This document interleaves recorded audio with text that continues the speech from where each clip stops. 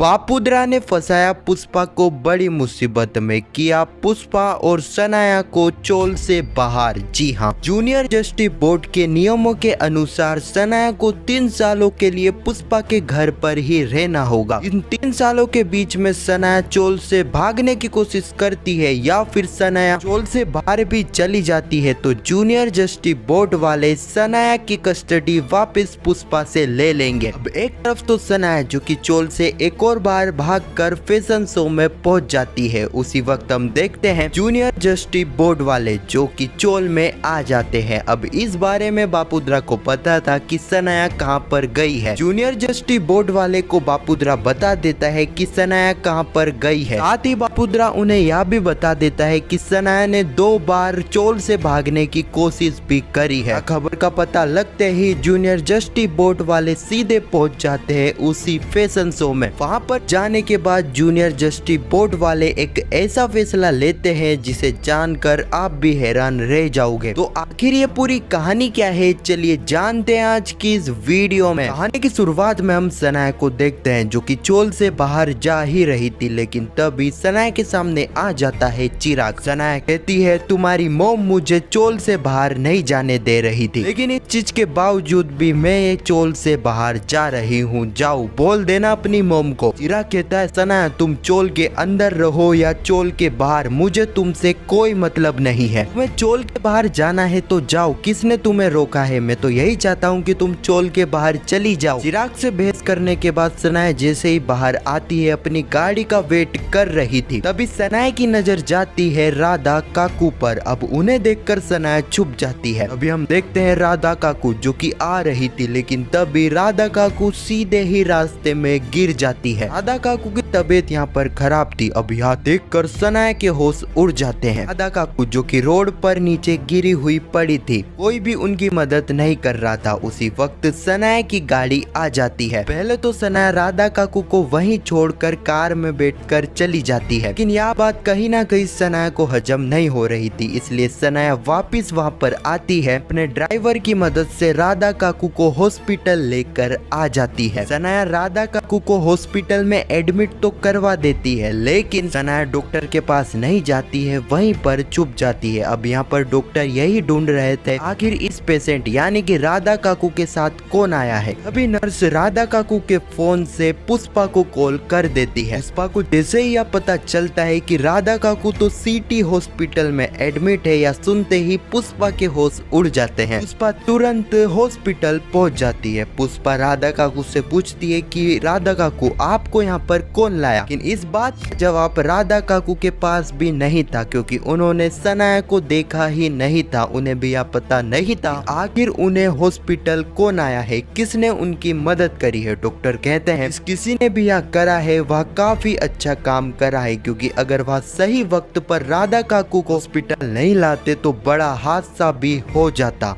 राधा काकू की तबीयत ठीक हो चुकी थी, राधा काकू को छुट्टी भी मिल जाती है। पुष्पा जैसे ही घर पर आती है वह सनाया के बारे में पूछती है, लेकिन सनाया तो वहाँ पर थी ही नहीं। सनाया के बारे में किसी को पता ही नहीं था। सनाया तुरंत शांतनु मेहता को कॉल करती है और उनसे सनाया के बारे में पूछती है। शांतनु मेहता कहते हैं पुष्पा जी मैं घर पर नहीं, मैं तो फैशन शो में आया हुआ हूँ। फैशन शो का नाम सुनते ही कहीं ना कहीं पुष्पा को लगता है कि ऐसा तो नहीं, सनाया फैशन शो में तो नहीं चली गई। अब यहाँ पर पुष्पा शांतनु मेहता को तो कह देती है कि वह चिंता ना करे, सनाया आसपास ही होगी। अब यहाँ पर पुष्पा तुरंत अलमारी के पास जाती है जहाँ पर पुष्पा ने सनाया के फैशन शो के कपड़े छुपाए थे, लेकिन वह कपड़े तो उनकी जगह पर ही थे। इस वक्त तक पुष्पा को समझ नहीं आ रहा था कि फैशन शो के कपड़े तो उसी जगह पर ही है, तो आखिर यहाँ पर सनाया गई कहाँ। पुष्पा सनाया को ढूंढने जा ही रही थी, लेकिन तभी चोल में एक गाड़ी आती है। उस कार में से और कोई नहीं बल्कि सनाया की दादी उतरती है। सनाया की दादी पुष्पा को कहती है मैं सनाया की दादी हूँ, कहाँ है मेरी पुष्पा। पुष्पा कहती है दादी जी पुष्पा तो मेरा नाम है। सनाया की दादी कहती है मैं तुम्हारे बारे में नहीं बोल रही हूँ बल्कि मेरी पुष्पा यानी कि सनाया के बारे में बोल रही हूँ। सनाया का असली नाम तो पुष्पा है, यह नाम उसे ओल्ड फैशन का लगता था इसलिए उसने सनाया नाम रख लिया। यह सुनकर तो पुष्पा के भी होश उड़ चुके थे। इस वक्त तक बापुद्रा नीचे आ गया था। बापुद्रा पुष्पा और सनाया की दादी की बातें सुन रहा था। शांतनु मेहता ने सनाया की दादी को यही बताया था कि सनाया बापुद्रा चोल में प्रोजेक्ट के लिए रह रही है। पुष्पा बताती है कि सनाया यहाँ पर नहीं है, सनाया तो फैशन शो में गई है, मैं वहीं पर ही जा रही हूँ। सनाया की दादी कहती है चलो तुम मेरे साथ चलो, मुझे भी सनाया से मिलना है। सनाया की दादी और पुष्पा तो यहाँ से निकल चुके थे लेकिन ये सारी ही बातें बापुद्रा ने सुन ली थी। बापुद्रा को यह भी पता लग चुका था सनाया इस बार भागकर किस जगह पर गई है।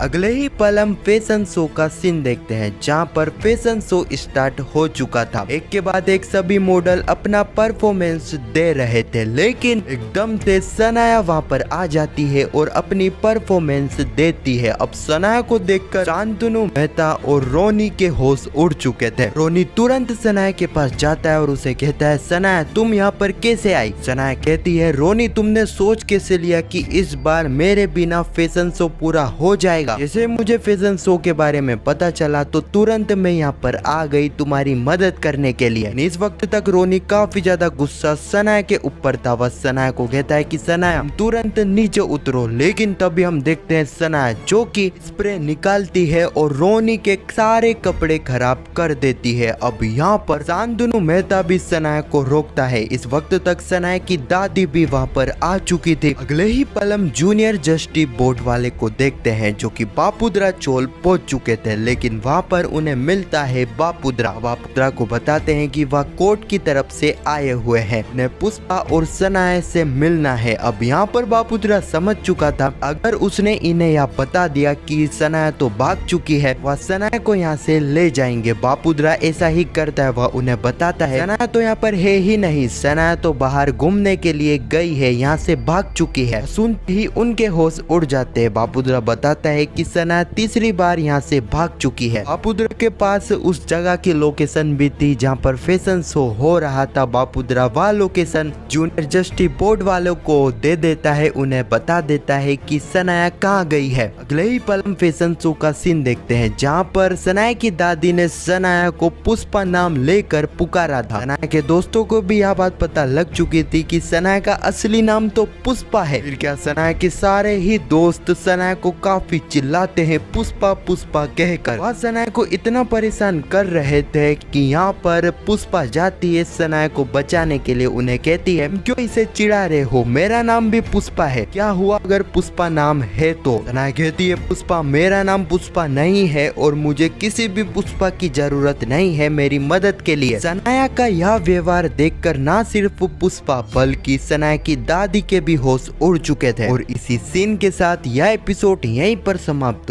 हो जाता है। अब आने वाले एपिसोड में हम देखने वाले हैं कि फैशन शो वाली लोकेशन पर यहाँ पर जूनियर जस्टिस बोर्ड वाले पहुंच जाएंगे। वह पुष्पा को कहेंगे पुष्पा जी कोर्ट ने आपको सनाया की जिम्मेदारी 3 साल के लिए दी है, इस दौरान सनाया कहीं पर भी नहीं जा सकती है। यदि सनाया ऐसा करती है, सनाया भागने की कोशिश करती है तो आपको सबसे पहले हमें इन्फॉर्म करनी चाहिए, लेकिन आपने ऐसा नहीं करा। पुष्पा कहती है कि मैं आपको इन्फॉर्म करने ही वाली थी। शांतनु मेहता भी उन्हें समझाने की कोशिश करते हैं लेकिन जूनियर जस्टिस बोर्ड वालों ने ठान लिया था कि अब इस बार छूट देकर वह रिस्क नहीं लेना चाहते हैं। हाँ तो यही कुछ कहानी है जो कि आने वाले एपिसोड में हमें देखने को मिलेगी। खैर आपको यह वीडियो कैसी लगी कमेंट में जरूर बताना और पुष्पा इम्पॉसिबल के आने वाले एपिसोड की ऐसी वीडियो के लिए चैनल को सब्सक्राइब अवश्य करना। जब तक के लिए धन्यवाद।